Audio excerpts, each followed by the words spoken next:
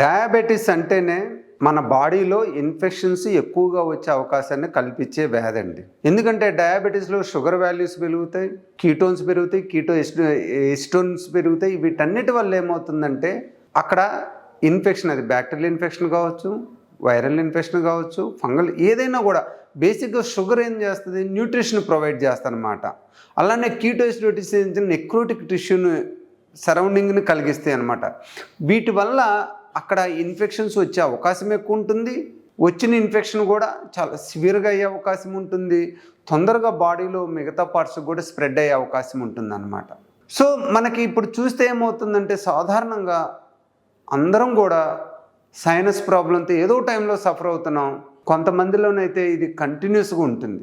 అది ఎలర్జీ వల్లైనా కావచ్చు, అలానే వాళ్ళ ముక్కులో ఉన్న అనటామికల్ అబ్నార్మాలిటీస్ అంటే టర్బినేట్ హైపర్ట్రోఫీ అని, ముక్కులో బోన్ వంకర్ అని, ముక్కులో సైనస్లు ఉంటాయి, ఆ సైనస్ ఓపెనింగ్స్ ఉంటాయి, ఆస్టియా అంటాం, రంధ్రాలు, అవి నేరోగా ఉండటం వల్ల కానీ వీటి వల్ల ఏమవుతుందంటే సైనస్కి వీళ్ళు బాగా ప్రోన్ అవుతారు. అంటే వచ్చే అవకాశం ఎక్కువ ఉంటుంది అనమాట. వాళ్ళు కొద్దిగా జలుబు చేసినా కూడా సెక్రేషన్స్ అక్యుములేట్ అయ్యి అక్కడ సెకండరీ ఇన్ఫెక్షన్స్ వచ్చే అవకాశం ఉంటుంది. సో ఇలాంటి వాళ్ళు కనుక షుగర్ వ్యాధి ఉన్నట్లయితే, అంటే ఎలర్జీ ప్రాబ్లం ఉన్నా, ముక్కులో అనటామికల్ ప్రాబ్లమ్స్ ఉన్నా, కొన్ని సీలియరీ డిఫెక్ట్స్ అంటాం, అంటే ముక్కుని క్లీన్ చేసే ఎఫెక్ట్ తక్కువగా ఉన్న, సీలియరీ మొటిలిటీ తక్కువ ఉన్నా, ఇలాంటి వాళ్ళలో ఈ సైనస్ ఇన్ఫెక్షన్స్ వచ్చే అవకాశం ఎక్కువ ఉంటుంది. ఈ షుగర్కి వచ్చినట్లయితే వీళ్ళల్లో తొందరగా rapidly spreading acute bacterial infections కానీ, ఫంగల్ ఇన్ఫెక్షన్స్ కానీ చాలా సివియర్గా వచ్చే అవకాశం ఉంటుంది. మనం చూసినట్లయితే కరోనా టైంలో చాలామందిలో కరోనా వైరస్ వచ్చిన వాళ్ళు షుగర్ వాల్యూస్ ఎక్కువ ఉండేది. ఆ షుగర్ వాల్యూస్ ఉన్న వాళ్ళు ఎక్కువ మందిలో ఈ బ్లాక్ ఫంగస్ వచ్చింది, చాలా సీరియస్గా వచ్చింది. వితిన్ డేస్లోనే అది స్ప్రెడ్ అయ్యేది. ముఖంలో సైనస్, కంటికి, బ్రెయిన్కి అలా స్ప్రెడ్ అయ్యేదన్నమాట. సో ఈ సైనస్ ఇన్ఫ్లమేషన్ ఉన్నప్పుడు షుగర్ వాల్యూస్ ఎక్కువ ఉంటే అక్కడ మనకి ప్రాణాంతకరమైన ఆ ఇన్ఫెక్షన్స్, ఆ బ్లాక్ ఫంగస్ కానీ, ఎల్లో ఫంగస్ కానీ, సివియర్ బ్యాక్టీరియా కానీ వచ్చే అవకాశం ఉంటుంది. దాని నుంచి మనకు కంటి మీద ఎఫెక్ట్ అయ్యి చూపు అయ్యే అవకాశం ఉంటుంది. అలాగే బ్రెయిన్లో పోయి మనకి లైఫ్ కూడా థ్రెటన్ అయ్యే అవకాశం ఉంటుందన్నమాట. బేసిక్గా ఈ షుగర్ పేషెంట్లు ఖచ్చితంగా ఎలర్జీ ప్రాబ్లం ఉన్నా, సైనస్ ప్రాబ్లం ఉన్నా కూడా రెగ్యులర్గా ఈఎన్టీ డాక్టర్తో చెకప్ చేసుకోవాలి.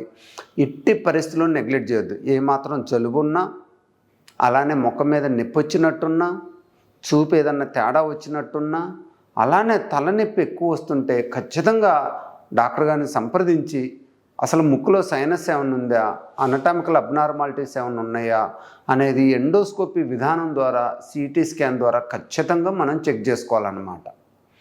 ఏమాత్రం మనం నెగ్లెక్ట్ చేసినా కూడా అక్కడ సెకండరీ ఫంగల్ ఇన్ఫెక్షన్ వచ్చిందంటే సర్జరీ కూడా పెద్ద సర్జరీ అవసరమైద్ది. మందులు కూడా నెలలు కాస్ట్లీ మెడిసిన్స్, వ్యారకినజోల్ కానీ, పొసకొనజోల్ కానీ, ఇవాస్కొనజోల్ కానీ, ఇంజెక్షన్ యాంఫోటెరిసిన్ బి కానీ, ఇవన్నీ కూడా చాలా ఎక్కువ రోజులు మనం వాడాల్సి వస్తుంది అన్నమాట. సో మనం ఇనీషియల్ స్టేజ్లోనే సైనస్ని ఎస్పెషలీ డయాబెటీస్ పేషెంట్లో కంట్రోల్ చేసుకోవటం అనేది చాలా ఇంపార్టెంట్ ఇష్యూ. ఎస్పెషలీ ఎవరికైనా డయాబెటీస్ ఉండి సైనస్ ప్రాబ్లం ఉంటే ముందు దాన్ని ఇమ్మీడియట్గా క్లియర్ చేయాలి. అవసరమైతే సర్జరీ ద్వారా మనం ఆస్టియాలన్నీ వైడెన్ చేసి, అలానే ముక్కు బోన్ వంకర ఉంటే దాన్ని తగ్గించి, అలానే కండ సైజ్ ఏదన్నా పెరుగుంటే టర్బినోప్లాస్ట్ విధానం ద్వారా దాన్ని మనం సైజు రెడ్యూస్ చేసుకొని ఓవరాల్గా ఏంటంటే ముక్కులో అన్హెల్తీ అట్మాస్ఫియర్ లేకుండా చూసుకోవాలి. అంటే ఓపెన్ క్యావిటీ ఉండేటట్టు చూసుకోవాలి. అప్పుడు ఏమైందంటే ఈవెన్ మన ముక్కులో ఏదన్నా ఫంగస్ లాంటివి చేరినా ఇమ్మీడియట్గా అది క్లియర్ అయిపోతూ ఉంటుంది. అలానే ముక్కుని వాటర్తో రెగ్యులర్గా శుభ్రం చేసుకుంటూ ఉండాలి. జలనేతి అంటాం. ఈ జలనేతి విధానం ద్వారా ముక్కుని శుభ్రం చేసుకుంటా, దుమ్ము ధూళికి వెళ్లకుండా కొద్దిగా ఫిజికల్ యాక్టివిటీ చేసుకుంటా షుగర్ను కంట్రోల్ చేసుకున్నట్లయితే యూజువల్గా సైనస్ ఇన్ఫెక్షన్స్ రావు, వచ్చినా కూడా తొందరగా తగ్గిపోతాయి. అలానే ఆపరేషన్ చేసిన వాళ్ళకి కూడా మనం ఈ ప్రికాషన్స్ అన్నీ ఫాలో అయినట్లయితే మళ్ళీ ఆ సైనస్ ప్రాబ్లం రాకుండా ఉంటుంది.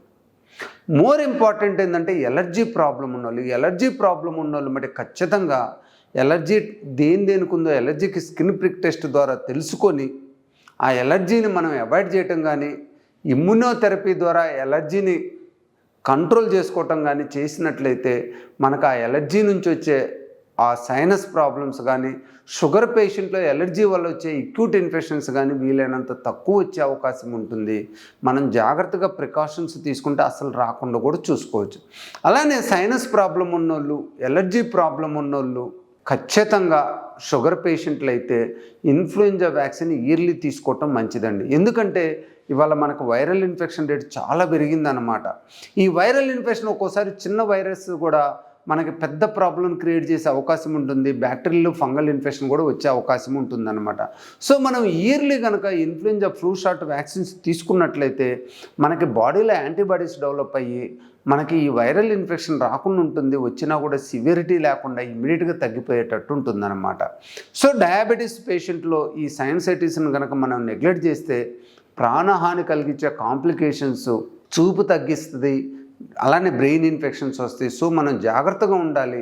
అలానే regular physical activity, preventive measures, జలనేత విధానం, ప్రాణాయామం, అలానే రెగ్యులర్ వ్యాక్సినేషన్స్ ఇవన్నీ చేసుకొని మనం ఈ షుగర్ పేషెంట్లో సీరియస్ సైనస్ ఇన్ఫెక్షన్ లేకుండా చేసుకోవచ్చు.